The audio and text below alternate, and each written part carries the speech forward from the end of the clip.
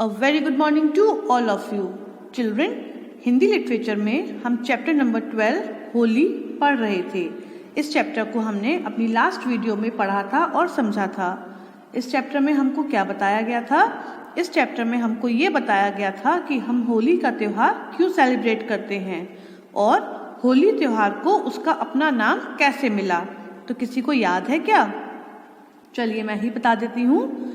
एक राक्षस राज थे, मतलब राक्षसों के राजा थे, जिनका नाम था हिरण्यकश्यपु, और उनकी एक बहन थी होलिका।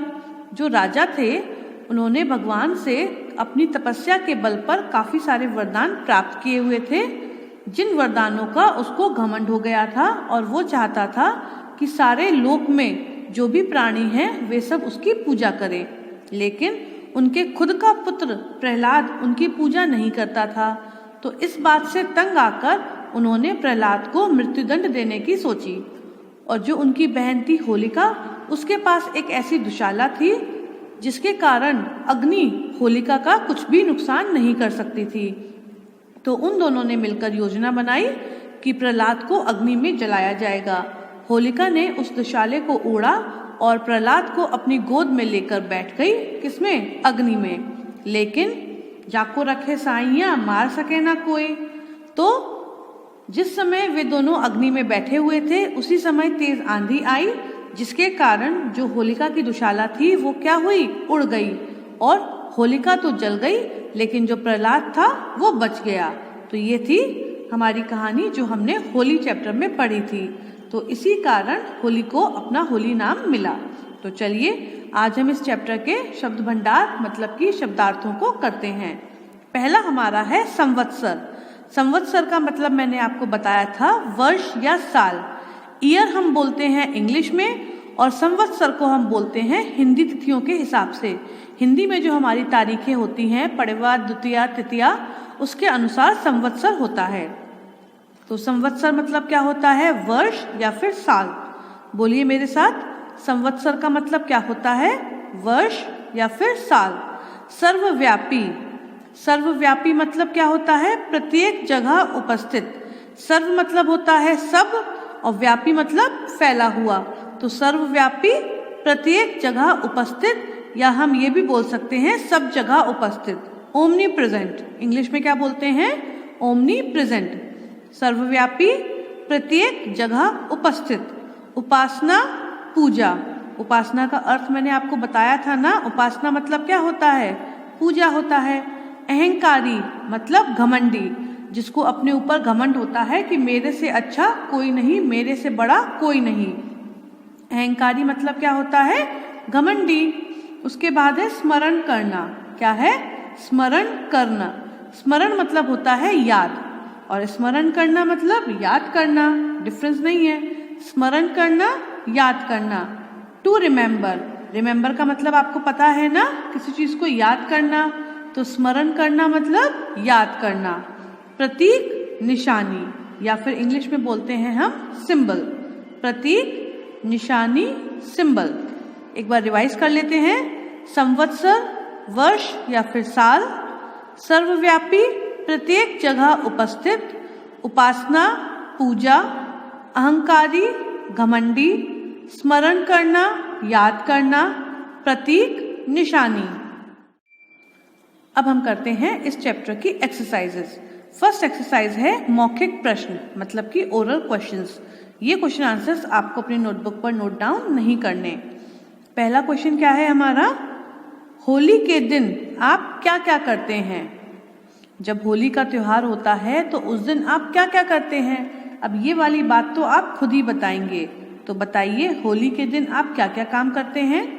या हम ऐसे भी बोल सकते हैं कि जो होली का त्योहार होता है उसको हम कैसे एंजॉय करते हैं, उसका हम मजा कैसे लेते हैं। होली के दिन हम रंग और गुलाल से खेलते हैं, पिचकारियां चलाते हैं, गन्ने भी खाते हैं, गुजिये मतलब पकवान भी खाते हैं। तो ये सब काम हम कब करते हैं? ये सब काम हम करते हैं होली के त्योहार पर। तो होली के दिन हम क्या क्या करते हैं? होली के दिन हम रंग और गुलाल से खेलते हैं, पिचकारियां चलाते हैं, और अपने दोस्तों के घर जाकर मिठाइयां भी बांटते हैं। ठीक है। सेकंड है, कौन स्वयं को ईश्वर मान बैठा था और क्यों? ये हमारा क्वेश्चन जो है वो चैप्टर पर बेस्ड है। कौन स्वयं को ईश्वर मान बैठा था और क्यों? बताइए, कौन अपने आप को भगवान मान बैठा था? हिरण्यकश्यपु। कौन मान बैठा था? जो राक्षस राजा था हिरण्यकश्यपु, वो खुद को भगवान मान बैठा था। क्यों? क्योंकि उसने भगवान से काफी सारे वरदान प्राप्त कर लिए थे और वो अहंकारी हो गया था। क्या होगा इसका आंसर? हिरण्यकश्यपु स्वयं को भगवान मान बैठा था क्योंकि उसने तपस्या के बल पर भगवान से कई सारे वरदान प्राप्त किए थे। थर्ड क्वेश्चन क्या है? हिरण्यकश्यपु ने प्रहलाद को प्रताड़ित क्यों किया? हिरण्यकश्यपु था जो, उसने अपने बेटे प्रहलाद को प्रताड़ित क्यों किया था? हम आंसर में क्या लिखेंगे? बताइए, किसी को याद है? अभी मैंने स्टोरी सुनाई थी शॉर्ट में। Okay, let me tell you. Hiranyakashipu ने प्रहलाद को इसलिए प्रताड़ित किया क्योंकि प्रहलाद उसकी उपासना ना कर भगवान विष्णु की उपासना करता था। प्रहलाद जो था वो कौन था? वो विष्णु भक्त था। और हिरण्यकश्यपु क्या चाहता था? कि सब लोग उसकी पूजा करें, उपासना करें। लेकिन प्रहलाद ऐसा नहीं करता था। वो किसकी उपासना करता था? भगवान विष्णु की। इसीलिए हिरण्यकश्यपु ने प्रहलाद को प्रताड़ित किया था। अंडरस्टूड? चलिए अब हम देखते हैं नेक्स्ट एक्सरसाइज। अब नेक्स्ट एक्सरसाइज जो हमारी है वो क्या है? उचित विकल्प चुनिए। Choose the correct option. मतलब क्या है इसका? MCQs। तो चलिए देखते हैं। फागुन मास की पूर्णिमा के दिन कौन सा त्योहार मनाया जाता है? फागुन मास मतलब क्या होता है? मैंने आपको बताया था। फागुन मास हिंदी का महीना है, ठीक है। जैसे हमारे इंग्लिश में जनवरी, फरवरी, मार्च, अप्रैल में होते हैं, उसी प्रकार फागुन जो है वो हिंदी का महीना है। तो फागुन महीने की जो पूर्णिमा होती है उस दिन हम कौन सा त्योहार सेलिब्रेट करते हैं, कौन सा त्योहार मनाते हैं? ऑप्शन हमारे पास है होली, दीपावली या फिर दशहरा। बताइए, टेल मी। फागुन मास की पूर्णिमा को हम कौन सा त्योहार सेलिब्रेट करते हैं? हम करते हैं होली। कौन सा करते हैं? होली। प्रहलाद कौन था? कहानी में प्रहलाद के बारे में जिक्र किया गया है, तो प्रहलाद कौन था? ऑप्शन क्या है हमारे पास? होलिका का पुत्र, हिरण्यकश्यपु का पुत्र या फिर होलिका का भाई। बताइए प्रहलाद कौन था? इन तीनों में से आंसर क्या होगा? आंसर होगा सेकंड वाला, हिरण्यकश्यपु का पुत्र था। कौन? प्रहलाद। थर्ड है, प्रहलाद किसकी उपासना करता था? उपासना मतलब आपको पता है ना, उपासना मतलब पूजा। तो प्रहलाद किसकी उपासना करता था? ऑप्शन हमारे पास है हिरण्यकश्यपु, भगवान शंकर की या फिर भगवान विष्णु की। बताइए, कहानी को अपने माइंड में रिवाइज करिए और मुझको आंसर दीजिए कि प्रहलाद जो है वो किसकी उपासना करता था? हिरण्यकश्यपु, भगवान शंकर या फिर भगवान Vishnu? Yes, you are right. वो पूजा करता था या उपासना करता था किसकी? भगवान विष्णु की। तो ये थे हमारे MCQs, ये आपको अपनी नोटबुक पर नोट डाउन करने हैं। अब हम देखते हैं इसके क्वेश्चन आंसर्स।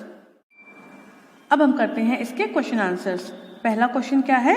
होलिका कौन थी? तो किसी को याद है कि होलिका कौन थी? होलिका हिरण्यकश्यपु की बहन थी। कौन थी? जो राक्षस के राजा थे, राक्षसों के राजा हिरण्यकश्यपु, उनकी कौन थी? बहन थी। सेकंड आंसर क्या है? होलिका के पास क्या था जिसके कारण उसे आग उसे जला नहीं पाती थी? होलिका के पास ऐसी कौन सी चीज थी, ऐसे क्या आइटम था, क्या चीज थी जिसके कारण जो अग्नि थी, आग थी, उसको जला नहीं पाती थी? होलिका के पास एक दुशाला थी। क्या थी? दुशाला। मैंने आपको बताया दुशाला क्या होती है। दुशाला होती है एक ऐसा मोटा कपड़ा जो हमको ठंड से बचाता है। तो होलिका के पास एक दुशाला थी जिसके कारण आग उसे जला नहीं पाती थी। आपको भी ये सारे आंसर्स कंप्लीट सेंटेंसेस में लिखने हैं। ये वन वर्ड आंसर नहीं है कि आप बस लिख दें दुशाला। नो, आपको भी उसी प्रकार लिखना है जैसा मैंने लिखकर आपको दिखाया हुआ है। होलिका के पास एक दुशाला थी जिसके कारण आग उसे जला नहीं पाती थी।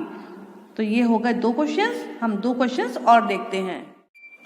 थर्ड क्वेश्चन हमारा है, जब होलिका प्रहलाद को गोद में लेकर आग में बैठी तो क्या हुआ?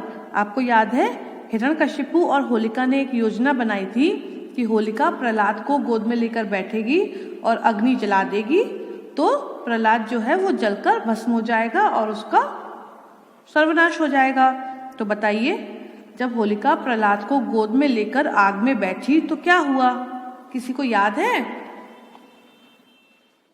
चलिए मैं बता देती हूँ। जब होलिका प्रहलाद को गोद में लेकर आग में बैठी तो तेज आंधी के कारण उसकी दुशाला उड़ गई। उसकी दुशाला उड़ गई। जो होलिका ने दुशाला ओढ़ी हुई थी अग्नि से बचने के लिए, तेज आंधी के कारण वो उड़ गई। आंसर में आपको क्या लिखना है? जब होलिका प्रहलाद को गोद में लेकर आग में बैठी तो तेज आंधी के कारण उसकी दुशाला उड़ गई। और लास्ट क्वेश्चन है हमारा, होली का त्योहार हमें क्या संदेश देता है? मैंने आपको बताया था कि हर त्योहार हमें कोई ना कोई संदेश और अच्छी सीख जरूर देता है।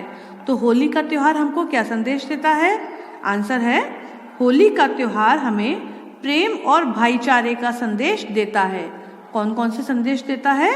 प्रेम और भाईचारे का, मतलब हमें सबसे प्रेम करना चाहिए और सबके साथ भाईचारे का बर्ताव करना चाहिए।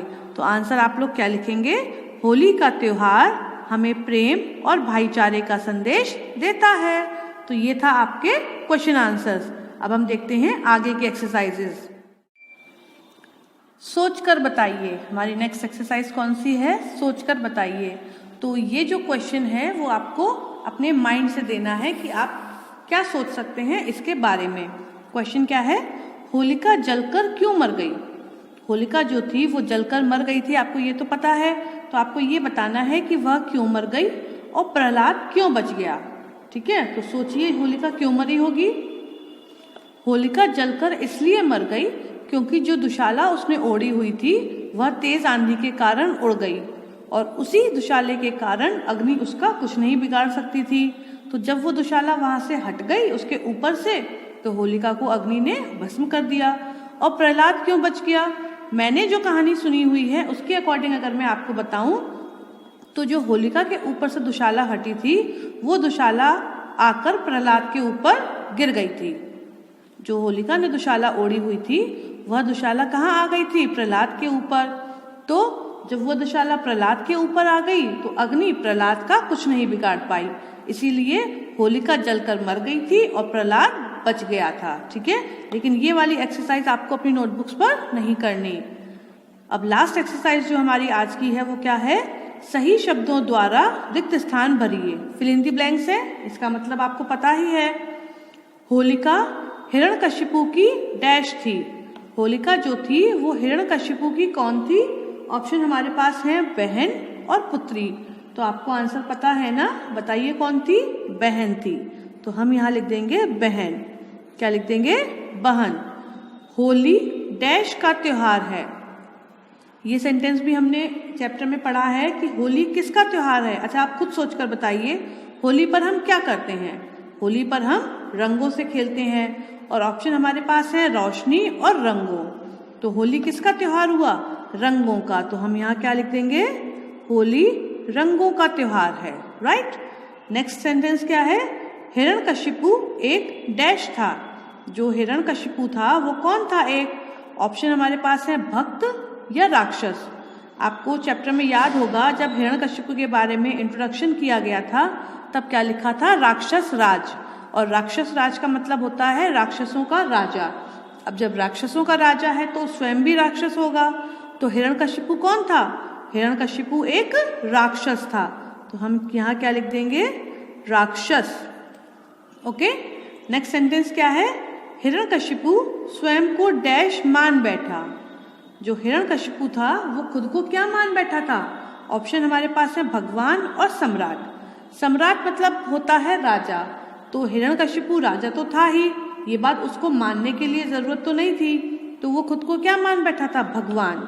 क्योंकि उसको भगवान से कई सारे वरदान प्राप्त हो गए थे और उन वरदानों में एक वरदान ये भी था कि उसकी मृत्यु सहज नहीं है, उसको कोई आसानी से नहीं मार सकता।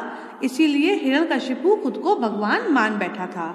और लास्ट हमारा क्या है सेंटेंस? होलिका डैश का प्रतीक है।